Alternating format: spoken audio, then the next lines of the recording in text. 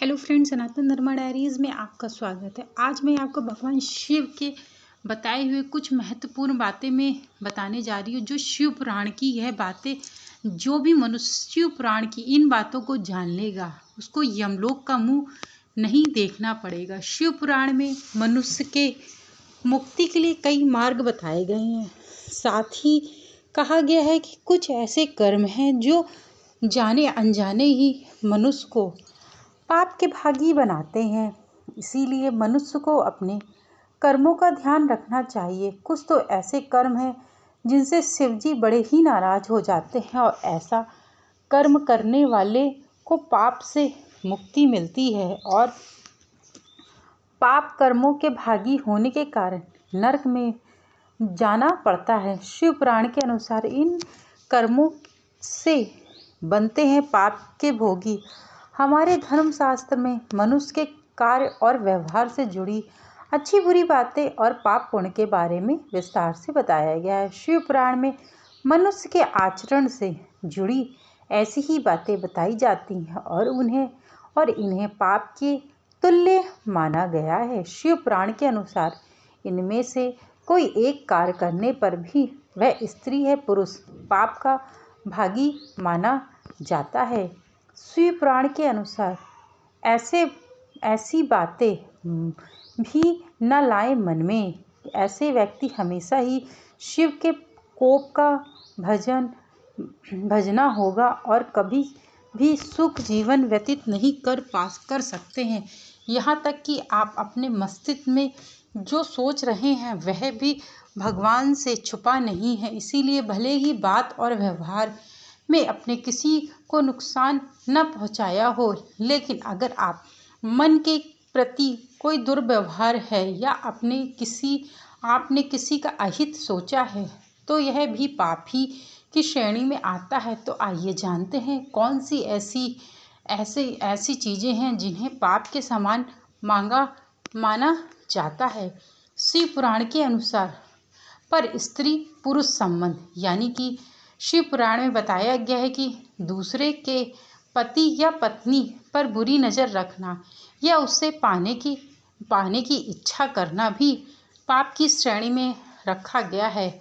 ऐसा करना तो दूर, मनुष्य को इस बारे में सोचना भी नहीं चाहिए। यह पाप के भागी ही माना जाता है। इसीलिए मन अच्छी भावनाएं रखना सबसे बड़ा धर्म माना गया है। माता पिता और गुरु का अपमान। गुरु, माता पिता वह पूर्वज का अपमान आपको कभी भूल करके भी नहीं करना चाहिए। इससे भी आप पाप के भोगी होते हैं। शिव पुराण में ऐसा करने वाले को भी पाप का भागी बताया गया है। अपने आचरण को अच्छा रखते हुए पूरे मान सम्मान के साथ सबसे बात करनी चाहिए। गुरु और बड़ों का आदर करने वाले उत्तम स्थान प्राप्त करते हैं। ऐसे व्यक्ति को नहीं मिलती है शिव से क्षमा। ऐसे कौन से व्यक्ति हैं जिनको आखिरकार भगवान शिव से कभी भी क्षमा नहीं मिलती है। शिव पुराण में बताया गया है कि शराब पीना, गुरु की पत्नी पर नज़र रखना, दान की हुई चीज़ों या दान वापस लेना महापाप है।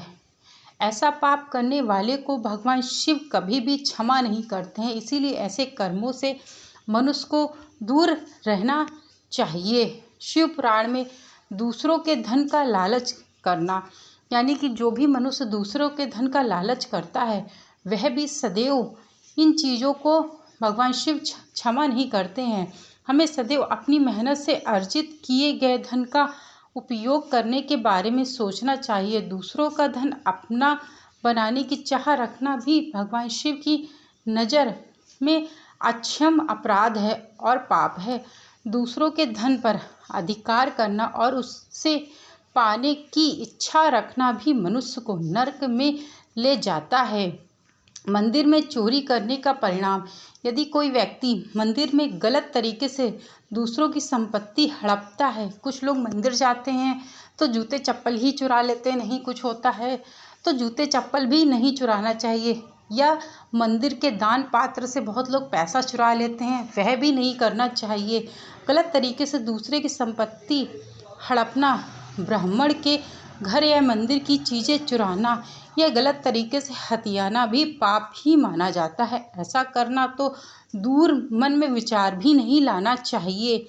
शिव जी इस तरह के पाप से मुक्ति नहीं देते हैं। किसी भोले भाले और निरपराध इंसान को कष्ट देना, उसे नुकसान पहुंचाना या धन संपत्ति लूटने या उसकी बाधाएं पैदा करने की योजना बनाना, यह ऐसी सोच रखना भगवान शिव की नज़रों में हर हाल में माफ़ी न देने योग्य होता है।